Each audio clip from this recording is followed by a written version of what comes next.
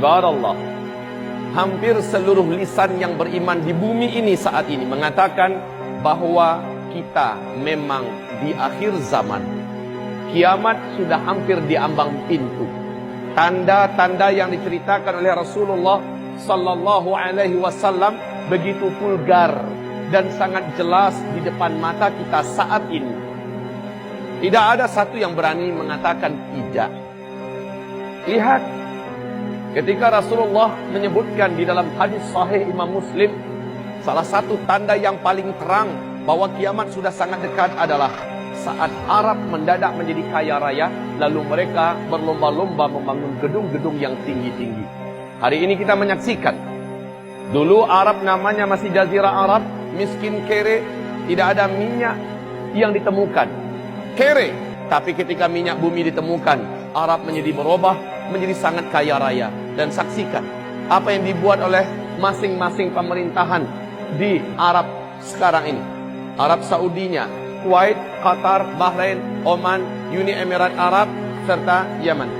Lihat, masing-masing sedang berlomba-lomba membangun gedung-gedung yang tinggi-tinggi, mewah-mewah, pencakar langit. Dan jika zaman itu sudah kalian temukan, kata Rasulullah, jarak masa antara kalian dengan kiamat sudah sangat-sangat dekat. Kemudian lihat, Rasul mengatakan SAW, tidak akan terjadi kiamat sampai negeri Arab mulai dituruni oleh salju. Tidak ada satupun dunia yang bisa menutup fakta ini. Tidak ada satu negara pun di muka bumi ini yang tidak percaya.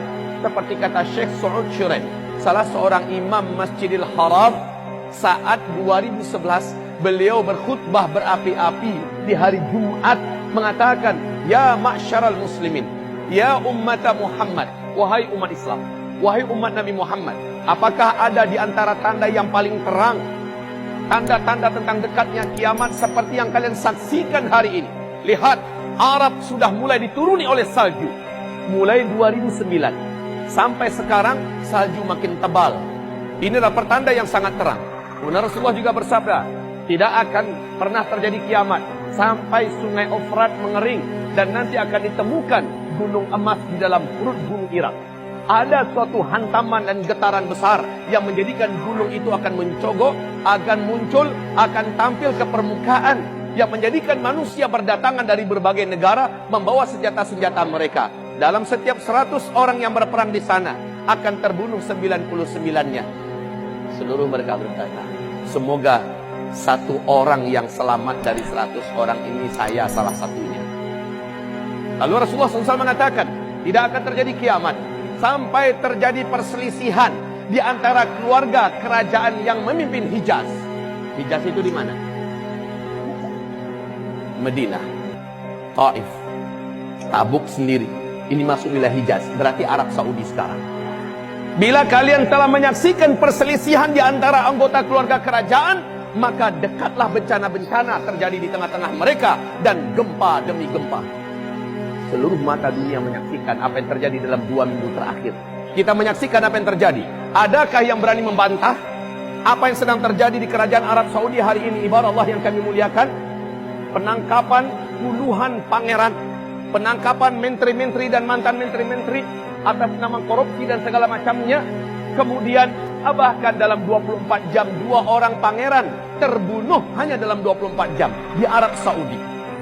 Kita juga menyaksikan dalam waktu 2-3 hari belakangan ini bagaimana bencana-bencana dan musibah mulai terjadi di Arab Saudi hari ini. Angin topan yang sangat mengerikan, badai serta banjir yang sangat dahsyat di Jeddah, serta banjir yang menggenangi sekitar Ka'bah. La haula wala quwata illa billah. Sehingga SCTV pun mengumumkan berita terkini tentang perkembangan di Arab Saudi. Bagaimana yang akan terjadi ke depan? Keributan akan semakin panas di dalam tubuh kerajaan, dan itu adalah tanda-tanda akhir zaman yang sangat terang. Ibarat Allah, yang ingin saya serukan adalah apa sabda Rasulullah? Jika kamu melihat tanda-tanda itu begitu terang, badiru bil a'mali fitanan. Saling berlombalah kamu nampakkan terang-terangan dalam rangka memperbanyak amal soleh. Kalah mengalahkan yang lain dalam rangka memperbanyak amal yang soleh. Fitanan, di masa-masa fitnah. Di masa-masa fitnah. Fitnah yang dimaksud oleh Rasulullah SAW dijelaskan di hadis yang lain.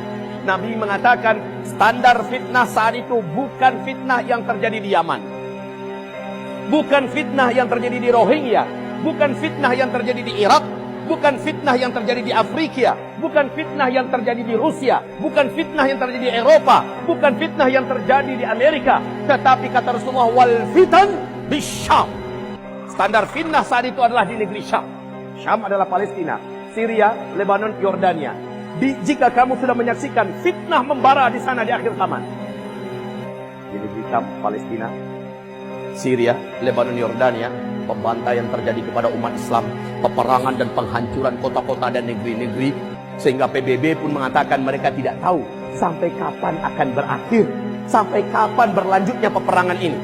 Sejak Maret 2011 sampai sekarang, kejadian pembantaian, pembunuhan rakyat sipil, peperangan demi peperangan terus berlanjut di negeri Syam, Syria, Palestina dan sebagainya. Dan Nabi mengisyaratkan, jika zaman itu sudah kalian temukan, kalian hidup pada masa itu, badiru bil a'mali fitanan, hendaklah kalian berlomba-lomba memperbanyak amal soleh. Kenapa Nabi mengajak demikian?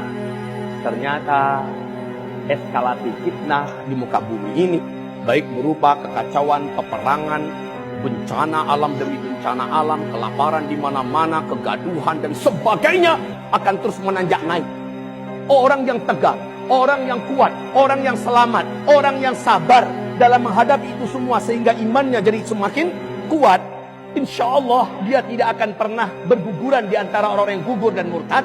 Hanyalah orang-orang yang beriman dan amal solehnya banyak. Makanya Nabi mengatakan, ayo umatku, jika zaman-zaman seperti itu kalian temukan, tugas kalian seluruhnya adalah berlomba-lombalah, terang-teranganlah, saling memperbanyak amal, kalahkan yang lain, tunjukkan dan